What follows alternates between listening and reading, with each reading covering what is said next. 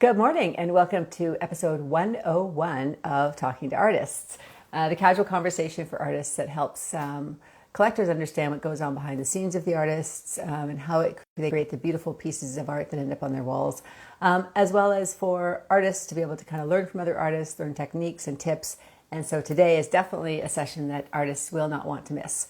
So we're going to be talking to, before I do that, sorry, quickly, a couple things. Just want to remind people about the Square Foot show coming up. So I am very excited to headline the abstract one. We've got so many awesome artists that are participating. So if you haven't already, go to squarefootshow.com, sign up to their mailing list, and you'll get a 48-hour preview to be able to kind of check out all the good art and, build your battle plan before the show opens. So that would be cool. And thank you so much for everybody who joined last week from the 100th episode of Let's Chat. It was really great to just kind of randomly connect and really have no particular agenda. And so I think I might do that every once in a while because I really enjoyed that a lot. So today we're going to be talking to Elias Dummer, and he is from Rockfirm Marketing, and he, in partnership with Julia Veenstra, are behind the huge map of success, which is the Square Foot Show universe.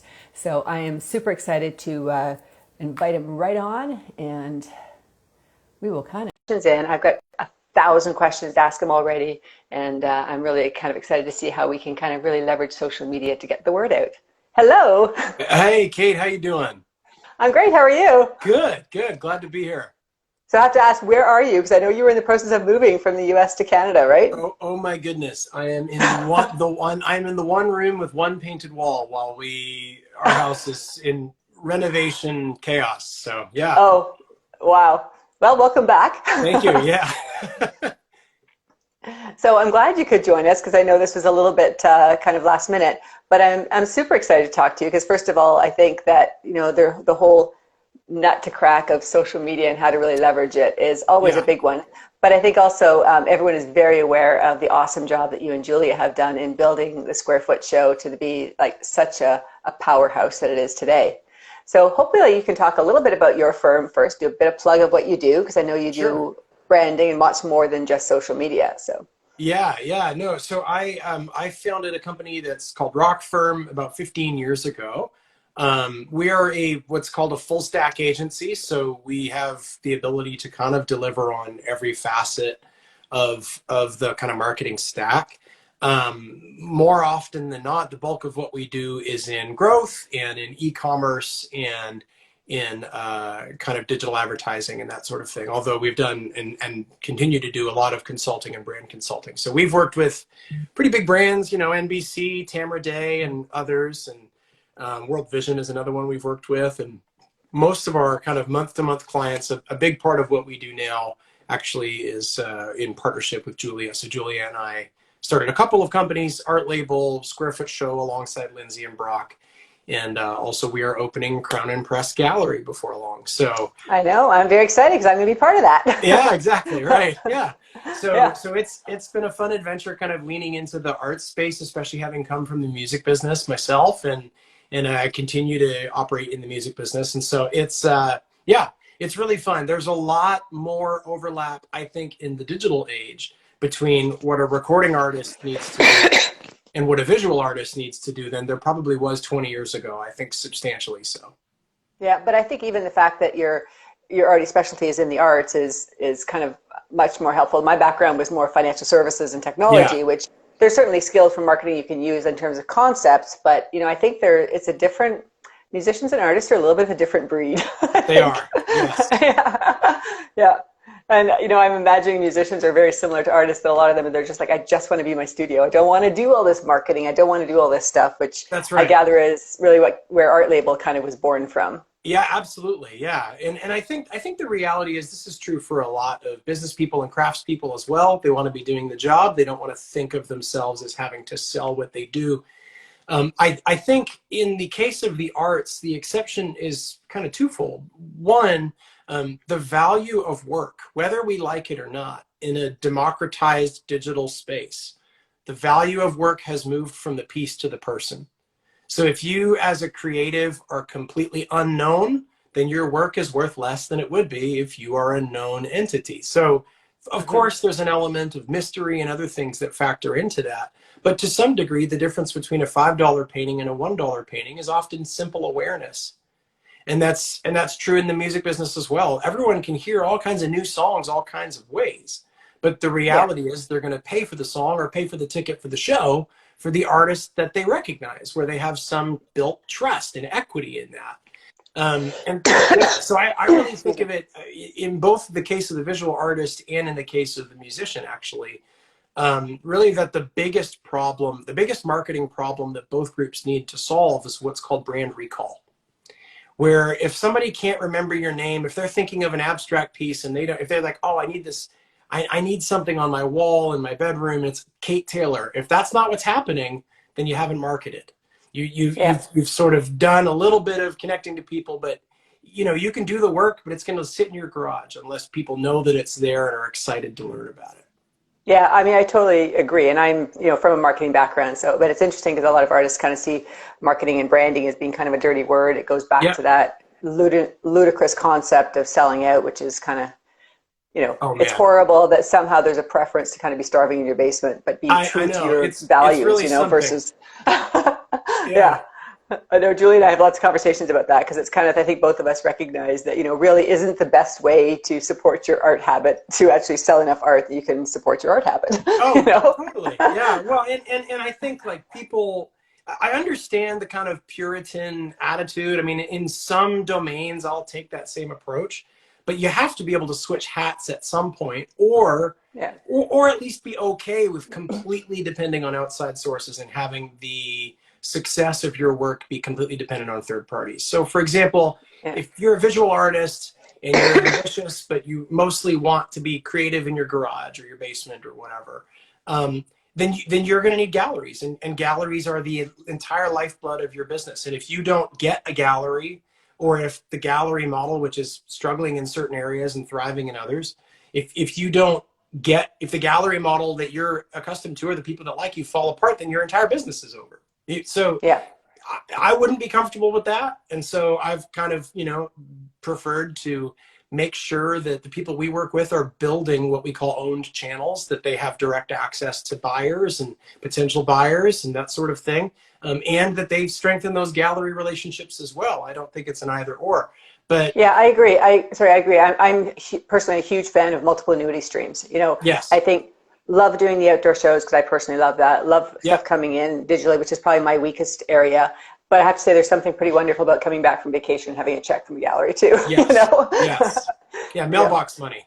Yeah, exactly. But I think the other thing I just wanted to touch on a little bit is that I really do not believe that you have to compromise at all your brand or your look or your value or what you create in order to be able to market it. I think it's just finding the words to talk about it in an authentic way. And I think that's always the challenge, where they kind of say you're selling out if you're selling, and it's just like, well, no, I found my people, right? Yes, totally. Well, the way that I look at that is that sometimes people have seen so many bad examples of branding that they imagine that that's what branding is. And this actually often happens in large Fortune 500 companies. So some of the brands you're the most familiar with have lost track of what their own values are. And so they essentially get into a loop of saying what they believe customers want to hear as long as it's associated with their brand, which is, by any marketer's estimate, pretty bad marketing. So like you would want, ideally, the way I think about it, and I'm sure you've heard this before, but it's sort of as two concentric circles. There's the circle of like, this is what I believe in, this is what's important to me, these are my values, these are some things that are true of me that are kind of relevant to my work. And then there's the circle of the customer, which is like, this is what the customer values and what the customer wants and what they're already looking for, the places that they're already shopping, the places that they're the most warm to learning about a new artist and that sort of thing. And most of branding and marketing is just focusing on the overlap between those two circles. So it is often the case that there's a fact that's true of you that will alienate some huge part of your audience, which can be good or bad, depending on how you look at it. Or there could be some fact that really warms them to you. And so you don't lie. You just don't tell your whole story all of the time. You tell the part of the story that's the most relevant to the people who are interested in what you're doing.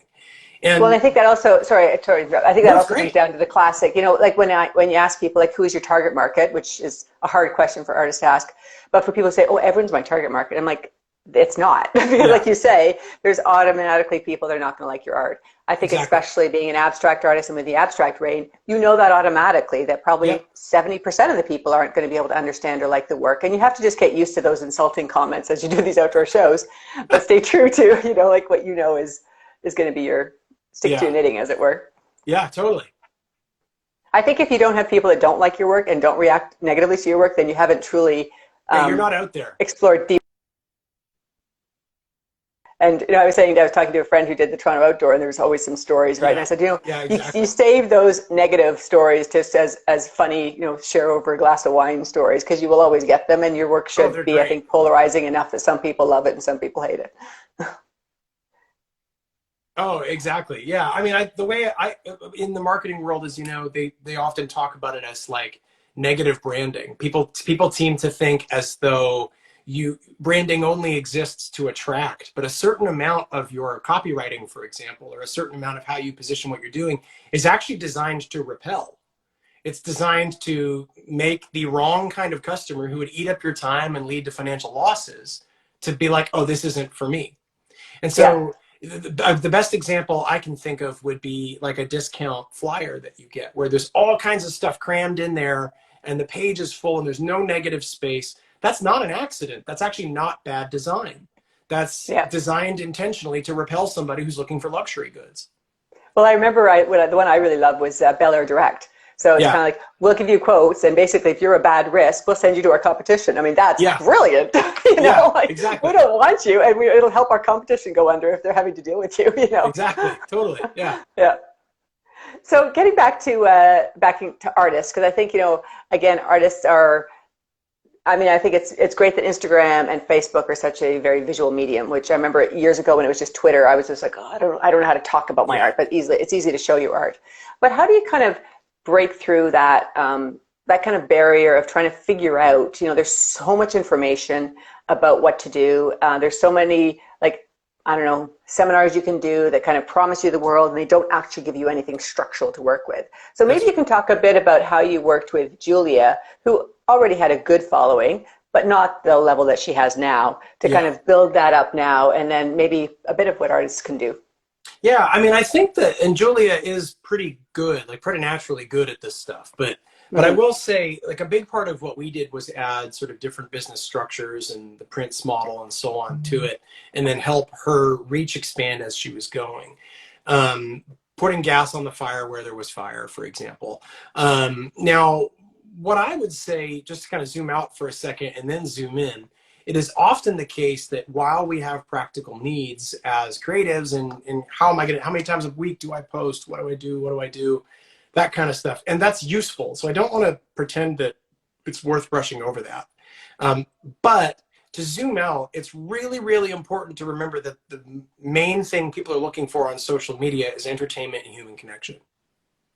So if you're adding to the milieu or the soup of social media, and all that you're doing is putting a piece out there in the hopes that someone finds it beautiful, that's great. But on some level, they have, Instagram has the job of taking the many thousands of pieces of content that are looking for the top spot in the news feed every time someone opens it up, and arbitrarily through algorithms deciding which piece gets the top spot.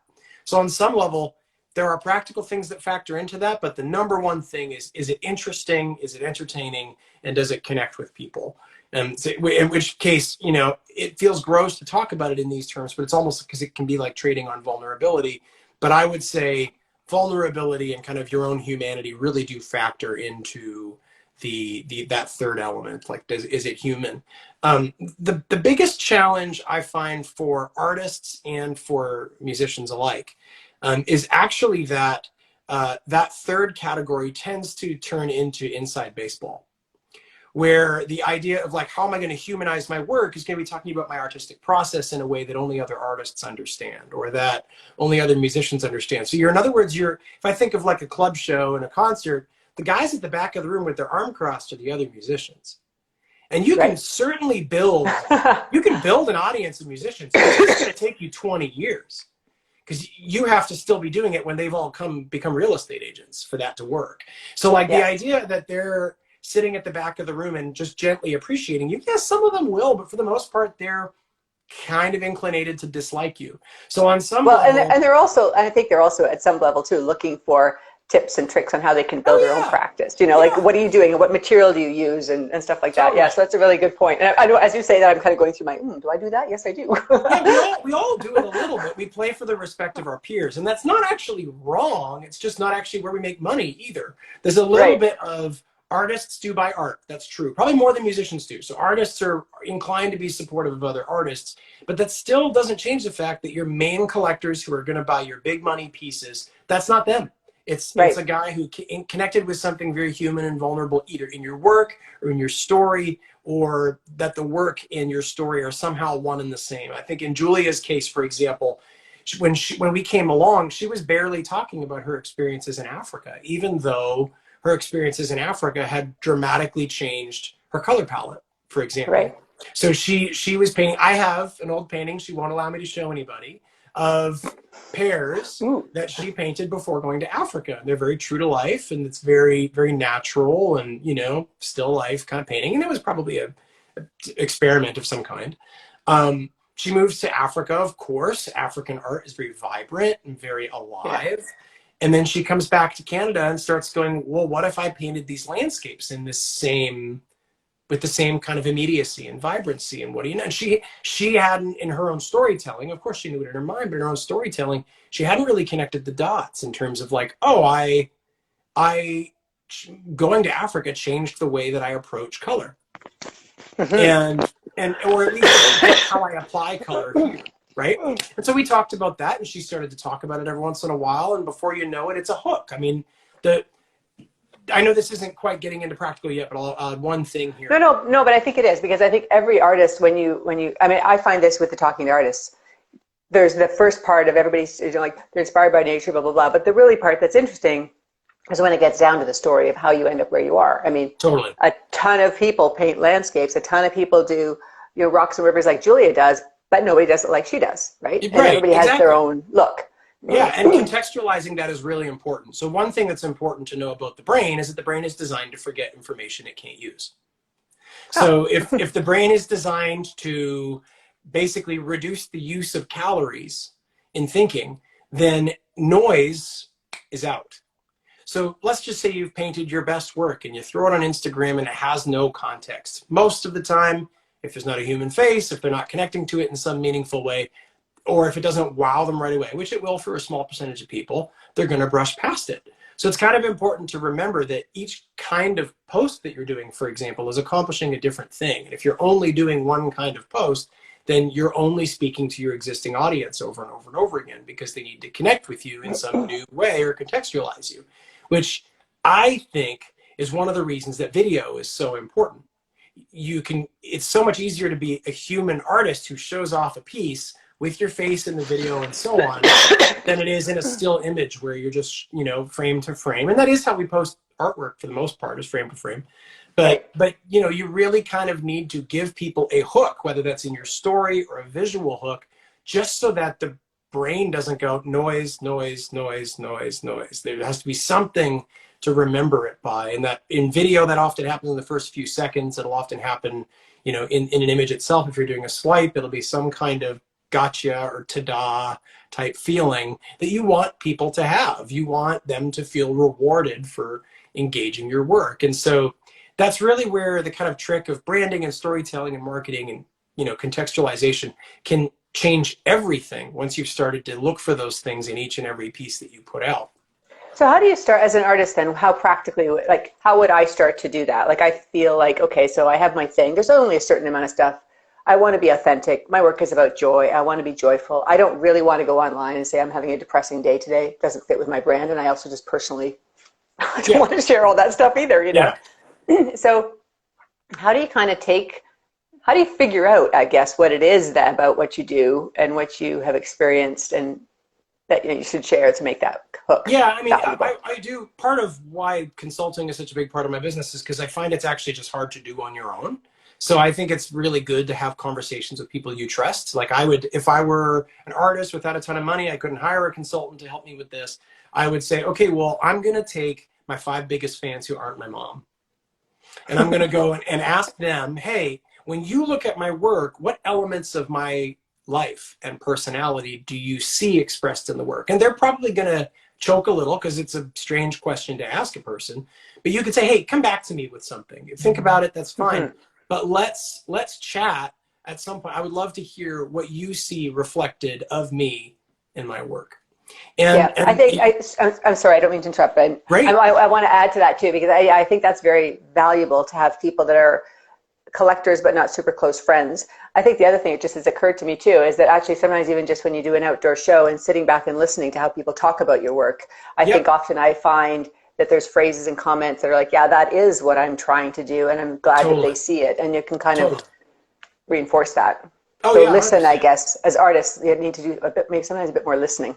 Yeah, listening is important, and that's where I think the benefit to having somebody who kind of knows you a little is that they can do some of that story contextualizing for you, where they might say, oh, I mean, you know, I see this and I think of the time that you told me this great story about your life, and they can kind of make those things, they can bridge that gap where you go, oh, I never would have thought of that, because nobody's going around. I mean, self-examination is important, but it's difficult. People aren't going around thinking, what is it in my life that's expressing in this art? They're often just exploring, and we'll find out years later, oh, that's what that was. But the problem is you have the challenge of having to sell the thing almost immediately. So you kind of have to, it's good to have those peers who know you just enough, but aren't your mom. And they can kind of, you know, tell you, it's not for critical feedback, although that can be helpful. It's really just, what do you see of me in this?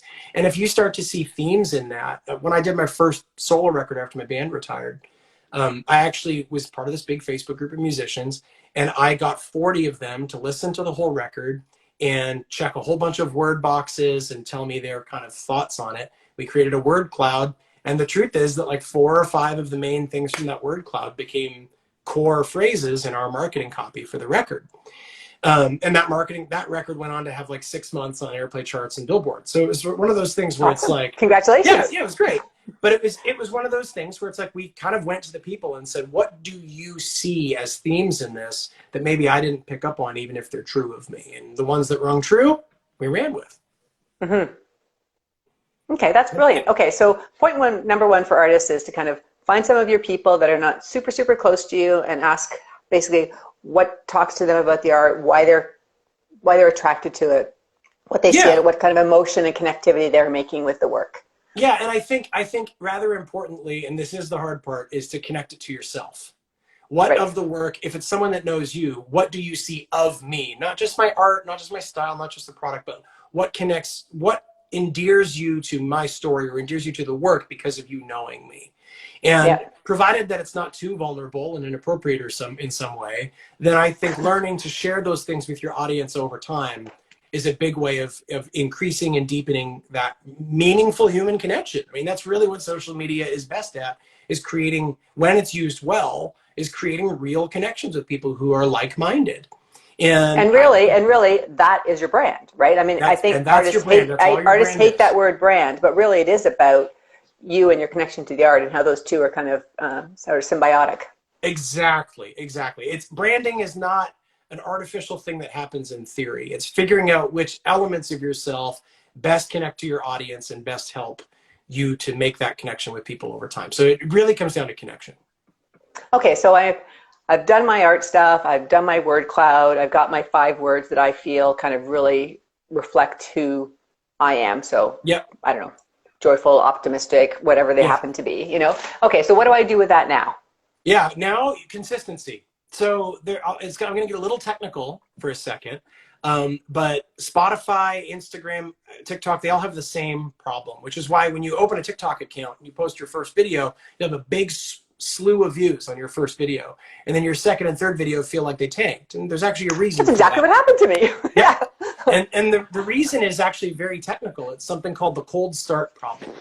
So when you have a data-based algorithm, which Spotify, TikTok, Instagram are all data-based algorithms, they're trying to figure out, who do I point this to? Why do they care? And what do we do about it, right?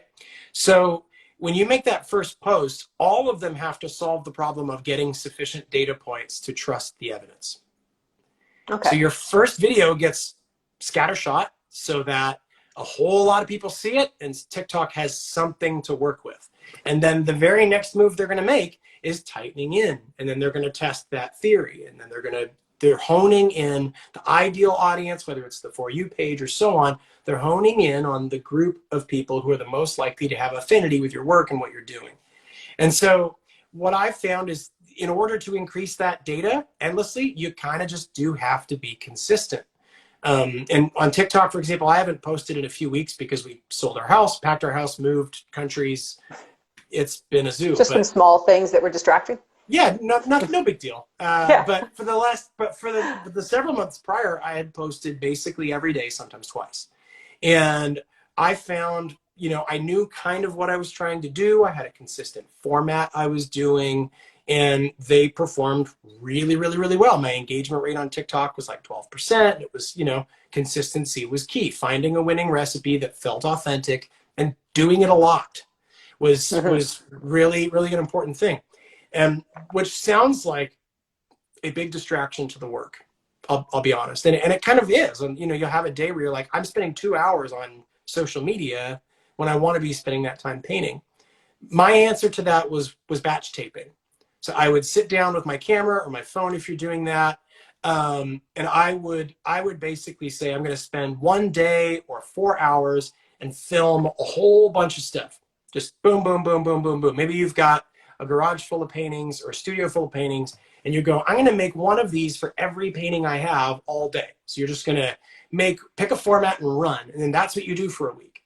And you do it in 1 day, you edit it in that 1 day, and then you're done. And every day you just take it from your photos folder and you post it. Now, people will talk about time of day and all of these things. The reality is, when it comes to Reels and TikTok, it's relevant, but far from the most relevant thing. So there are several factors, and it's a little bit cloak and dagger in terms of which is the most important. But I think one of the most important is rewatch. If people are watching it multiple times, then you're going to get scored very highly. Engagement rate is up there as well. And they have them ranked differently. So for example, a share or a save is more important than a like, even though a like matters. So if you have an engagement rate north of 10%, in general, your post is going to keep, every new post you do is going to reach new people. And that post will probably have multiple waves. And how do I know, for example, on Instagram, that I'm reaching 10%? If you basically look at your comments and your likes added together, your comments, likes, and shares added together, divided by your views. So if you're doing a Instagram reel, which is designed, an Instagram reel, which is front end only. So in other words, it does not go on your profile feed. It does not go on your feed. It just goes. Those things are designed to reach new audiences, period. They are a growth mechanism. And in fact, it's almost to the point where if you have a winning Reels strategy or a winning TikTok strategy, that will go just as far as paid advertising. And I am a marketing agency head saying organic reach, when you get it right, is arguably more effective. And this is the first time this has ever been true. Arguably more effective than doing it on its own. Now, if you have you got to put a lot of hours into it, right? So you got to put a lot of hours. You got to get a recipe. It needs to be working. Yeah. And so for example, for Reels, for example, and I have to confess, this is totally selfish questions, but does it make sense? Because I'm trying to figure it out, and I'm trying to do my Reels, and some of them are very, very pathetic. And it seems like the ones I put the most time and thinking about into are the ones that don't do as well, and I don't know why yet, but so does it make sense? Like, should you be posting it on your, like I usually put it on my feed, and then a few hours later I'll put it on my stories. Am I supposed to do that? Is that there's spamming no people? Downside to it. It depends on what you're trying to do. If you're creating that post to grow your channel, think about it as insider and outsider. Right. A reel which does not go on your feed is designed to create new followers. Okay. A reel which goes on your feed is you speaking to your people. So I guess probably for me, I would probably want both then. Sometimes you'll want both, but it's not a horrible idea to create things which do either, right? So that's the thing. Like, if you have a post where you're revealing some piece, you're like, how do I turn this into this? Or I saw, in your case, I don't know, I saw this picture of the sky and I painted this abstract photo. And, the kind of switcheroo ta-da moment in 7 seconds or less.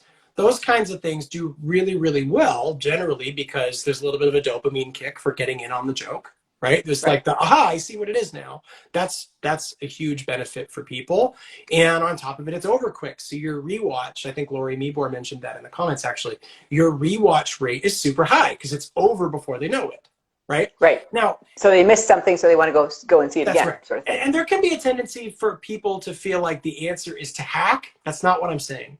If you kind of make a 3-second video and that's all you do, that will burn out your audience. You will eventually have people frustrated and unfollow. On some level, you have to be thinking connection first, interest, entertainment. How am I? And yeah, is that frustrating? As one artist to many artists here on this call, is that frustrating to be thinking I have to entertain in order for people to come? Yes, it is. It is. It is frustrating. But it is also the market.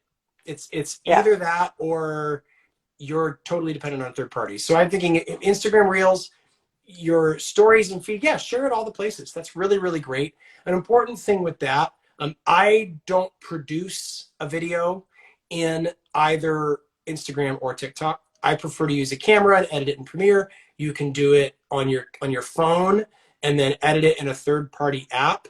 And I'll come back to that question, Tamara Grant, in a second.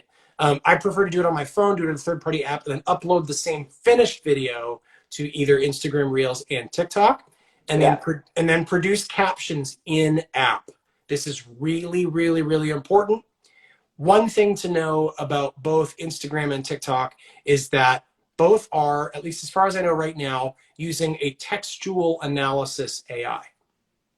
So that means that the words used in your post are highly relevant data points, almost like hashtags for the Reels algorithm and the TikTok algorithm to point your work at people. So if you're talking in your post, or even if you're not talking, you're just writing copy, you need to be including that copy in app. Don't do it in your editor. Do it in the app. And that helps Instagram and TikTok both reach people that you may not have thought to reach because of the data points of the copy itself. I think that's where you want to kind of start to think about, like, I think one of the things I often do is I create my video in InShot, partially because I've lost it too many times when I try and do it in Reels. And then I try and do the captions in Instagram. But I have to say, I'm not very careful about thinking about what I'm going to say. I just kind of blather on for a bit. But obviously there's value in really thinking about what you're going to say, incorporating those branding words from your brand cloud. And sort of really creating a bit more. I can see for myself, I do a lot of stuff off the cuff, hence these are live, and I need to be a bit more strategic about thinking about my language. I'm already putting the work into doing the Reels. Do a little bit more work to make them actually do what you need them to do. So for example, in my case, in the music front, I'm in a pretty narrow niche in what I do. I work in other spaces, but my name, Elias Dummer, is associated with a very particular kind of brand of music. But I will often use I will insert keywords, not unnecessarily as if I'm, just adding words, but I will fit in words that I know help reach the right sort of person. Compared to, I could have gotten away without saying it, and I go out of my way to say those words as often as possible, just because it helps paint the picture and build your niche. That's an important thing. Cool. I did see a comment here that let me find it. Sorry. Well, I've lost it now.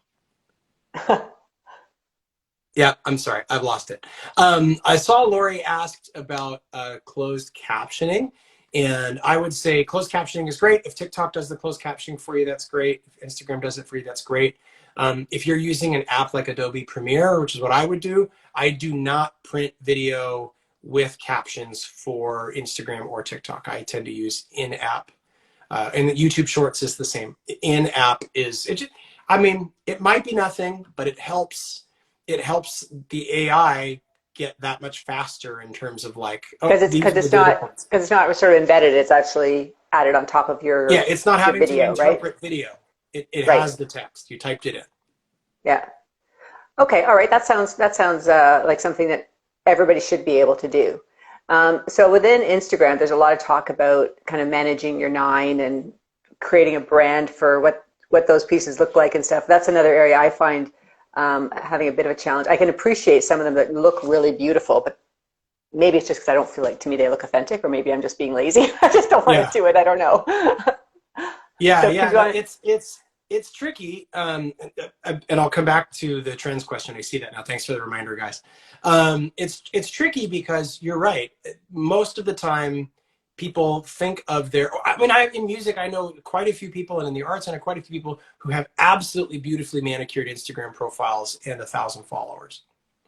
Like one does not automatically lead to the other. So you have to remember that people who ended up on your profile because they saw something that they connected with elsewhere, which makes, in marketing speak, which makes your profile not the jumping off point for content, but the conversion point. So that's why they talk about managing your 9 and making sure that your above the fold posts have a certain aesthetic to them. But if you do that too diligently, like you said, it can really backfire, because people want. So I would say, for example, one thing I would do, and we've routinely advised artists to do, is to ensure that if you're going to worry about that top 9, that involves something with your face in it.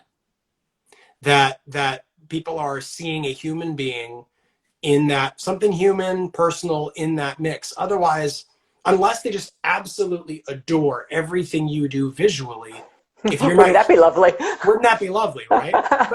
but unless they did, they're going to come across it and be like, oh, this is just a running advertisement for their art.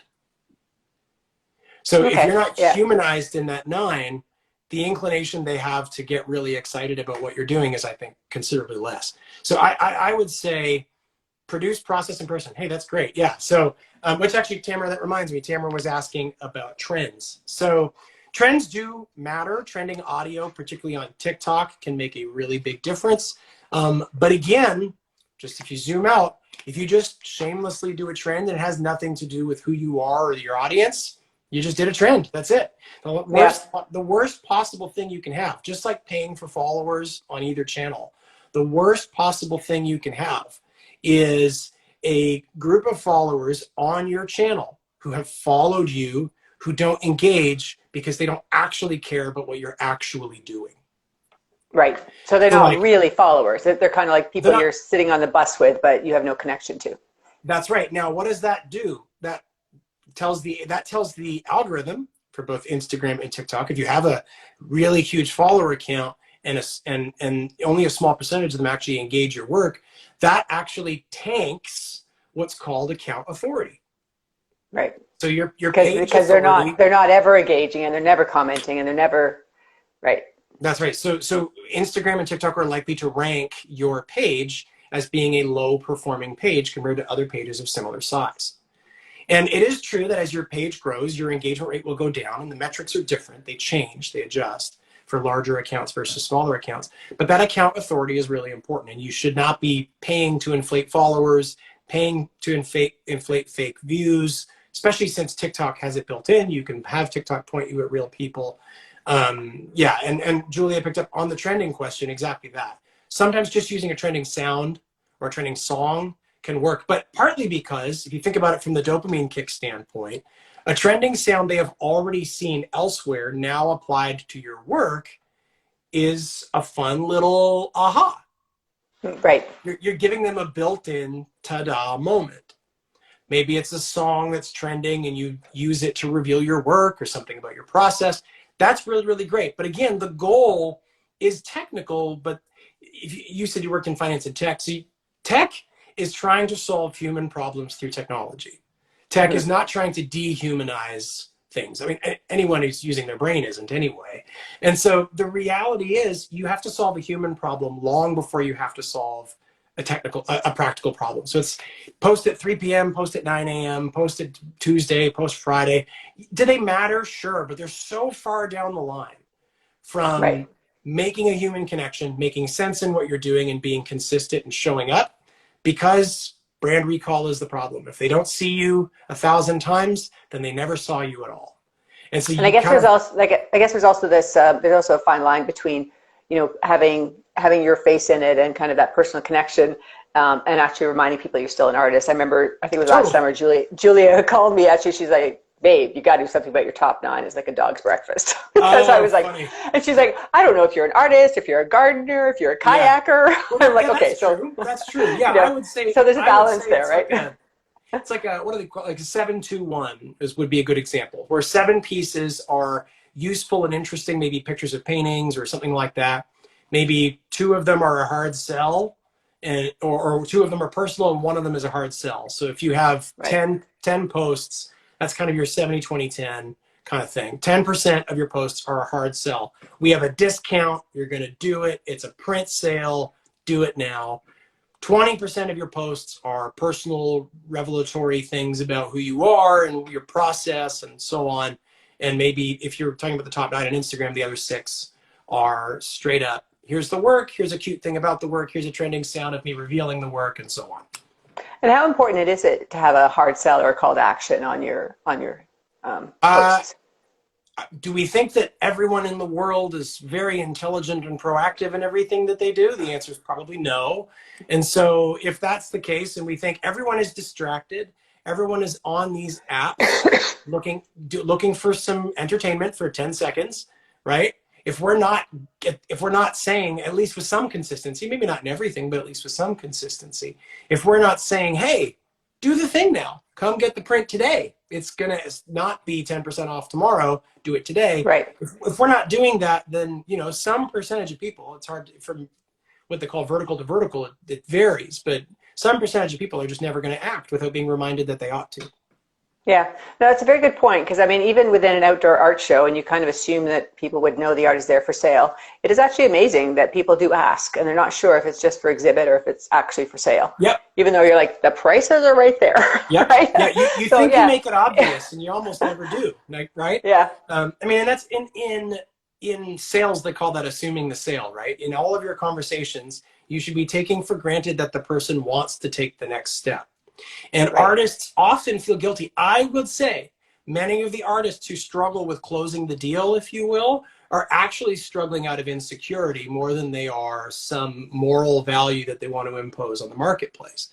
So in other words, they feel like people shouldn't want their work. And so if they feel like when they tell somebody in a clear call to action to jump on it, they feel guilty. Like if a person really wanted my painting, they would come and tell me. I shouldn't have to talk them into it. I had this conversation a lot with especially emerging artists, and I'm like, I honestly, over the years of selling art, do not believe that you can actually talk someone into buying your art. Yep. If they like it, they like it. But I do think what you can do is you can help alleviate, especially as an abstract painter, help alleviate some of their potential concerns about their own decision making, right? Yep. And help make it easier for them to say yes. Exactly. And that's a great opportunity to tell your story, explain the work a little bit, give them a hook. Yeah. And I would say in each piece, it wouldn't even hurt to have an idea of what that's going to be. You know, to say what's the hook on this? What's the tidbit that I can share? We worked with a photographer for some time who had really, really interesting work, and she would exhibit it all the time, and it was kind of reconstructed natural reality. So she'd take like a flower that had died and she'd disassemble it and put it back together, or she'd take a nest and take it apart and put it back together. And she'd have a gallery of these prints at an exhibit. People would walk through and come out the other end. And of course, she's sitting by the exit. And then she would say to them at some point, hey, or they would say, hey, I loved it. It looked beautiful. And she'd say, oh, great. Which one did you like? Oh, this. She's like, did you know that all of these were built? These are essentially sculptures. They're photographed sculptures. And then suddenly something goes, oh, no, I didn't. And they walk through the entire exhibit again and buy something. Yeah. And that little hook, that little bit of context, and it really, really changed the game for people. And I think we all want our work to stand on its own 2 feet. And it's true that happens in the world. But on some level, we got to give people some place to put it, or their brain is designed to forget it. Well, and I think too, sometimes people are, you go to an art show or something, and Instagram is the same. You see a lot of art. It's kind of overwhelming, right? So I mean, sometimes having someone just give you a little bit of a nudge, I think, is helpful to be able to make that purchase. Yes. And I think that it's interesting to me too, just kind of making the link between the conversations you have in the outdoor shows, where people are walking by and you kind of comment or engage them, and they come back in, and often those are the people that buy, and you would have lost them if you hadn't made that initial conversation. Exactly. So I guess applying that really to social media a little bit more consciously. Yes. Yeah. And I mean, if you think about it, 20 years ago, they said that a person needed somewhere between 7 and 15 brand impressions before making a purchase. It must be now. Yeah. It must be now about 50. Yeah, exactly. It must be many, many more now. Yeah. So if it's 50 to 100 brand impressions before making a purchase, and you're posting to social media once a week, how many purchases a month do you think you're getting? Yeah. Yeah. Well, I think it's the same thing I find with emails and commissions. I say, like, you follow up until someone actually says no. And I find often people say, well, I sent them one email. I'm like, well, they're busy and they might not have seen it, or you know, like there's kind of a whole bunch of other reasons why you need to kind of follow the sale through. Yeah, they're likely not less busy than you. So you may as well assume they've forgotten. And if they say, hey, go away. Okay, great. That's not a person who was going to be a fan. So you go away.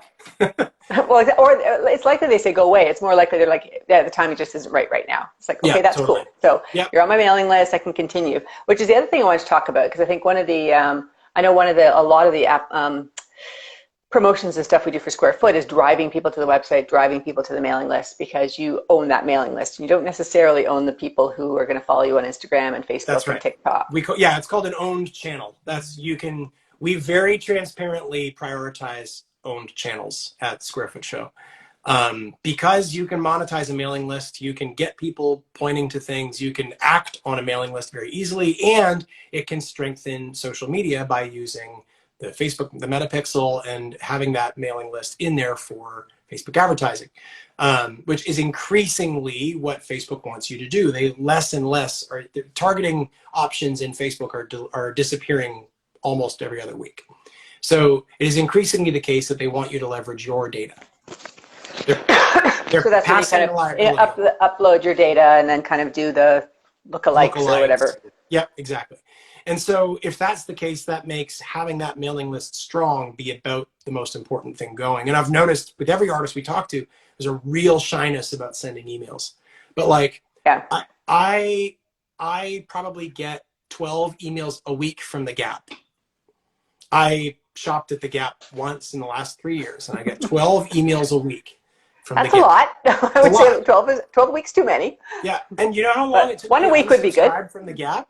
It took me months to unsubscribe from the Gap. I was just deleting it, or I would see a sale and I'd browse through. What did that do? It did exactly what they wanted it to do. It made dozens of brand impressions in the process. Now, if that was something other than the Gap, something I had a bit more of an emotional connection to, or something I felt personally, of course I'd be excited. Do I want to get 12 emails from my friends? No, not really. But once a week or a couple times a month, no downside. If I read it, great. If I don't, that's great. At least I've been reminded that person is there when I see their name in the inbox.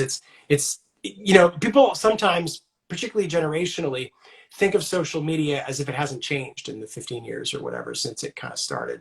An Instagram post is not an email. People may or may not see that post, even if they follow you and engage. They just might never see it. And I think the other thing too is, I don't know what your thoughts are on this. I'd be interested, but I think there's different age groups and different target markets that use different social media or use emails, and I think it's important to know. Like, I think for me too, like, I think TikTok is super fun, and I've kind of committed to doing it this while I'm doing the headlining the abstract show. I don't know if that's really my market, so I'll have to think about whether or not it makes sense to continue the energy there versus. Well, TikTok now, for a long time, people talked as if TikTok was a Gen Z and Generation Alpha, or whatever they're calling it, platform. That's simply not the case anymore. The demographics are now 30 plus for the most part. Is the millennials have taken over, like they're taking over everything if you listen to the news, and so you've got TikTok is now a pretty diverse. Now, not as many Gen X and Boomers on TikTok, but millennials have buying power. So particularly if you're in the prints business, huge win there. Why is that? Well, millennials haven't yet inherited the money that allows them to buy big original art all the time. But they absolutely will engage an artist and buy prints. I mean, Julia and I have bet big on the belief that, say if you look at NFTs versus prints or something like that, prints is all about having a product line which is financially accessible to an audience who may buy an original down the road. I totally agree. Like, I use my my little 6x6s, and a friend of mine calls them my gateway drugs. Yep, that's exactly it. people can afford them, and then they gradually often will come up and buy larger pieces. That's exactly right. Yeah, not everybody has the money, and if you look at the statistics, the money's not going to move hands for a long. I mean, it sounds quite morbid to talk about, but it's going to be a long time before that money moves hands. So you've got a big group of people who you could be engaging with, and they could love what you're doing for the next 10 years, and suddenly they find themselves with extra cash. Well, what are they going to do? Yeah, Lori, I love that. Yeah, not so much talk about NFTs lately. We bet big on the other direction. We just thought, you know what, people want a thing. They want to look at a thing in their house. They want to have they want to have a beautiful piece in their bedroom, and maybe they don't have the $5,000 it's going to take to put a big original there, but they can afford the print, and they love the idea that they're supporting the artist directly rather than buying it from IKEA or something like that. So, so that's something I've been a big believer in, and you know, having that accessibility with something like TikTok or Instagram Reels, where you've got that millennial audience, huge, absolutely huge. Yeah. Okay, so we're actually almost running out of time. So quick things. So paying for followers, yes, no? No. Paying for followers from a third party, never. Yeah. Okay, so all those people that are like, DM me for these followers, which like, I don't know how I always get like thousands of those in every post. Never. I actually did it one time. I went through a company that said that it was not using bots, that said that it was all real human accounts, so on and so on and so on.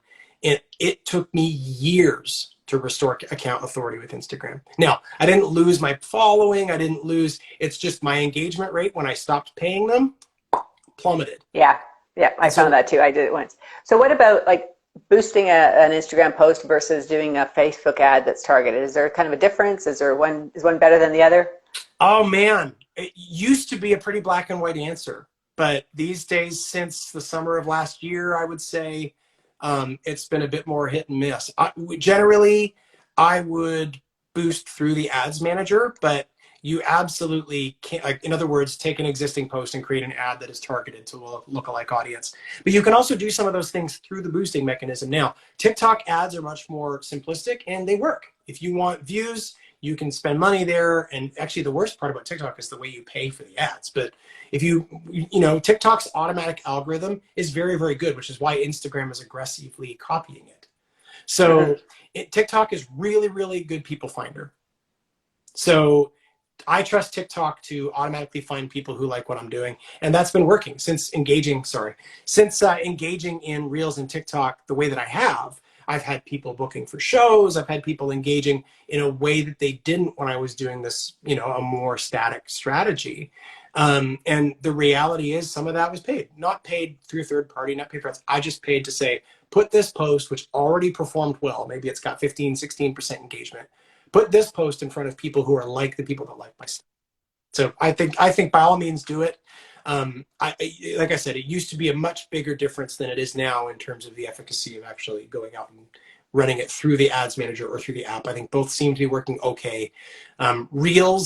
Boosting Reels is still in beta. So if you have that option, fantastic, give it a shot.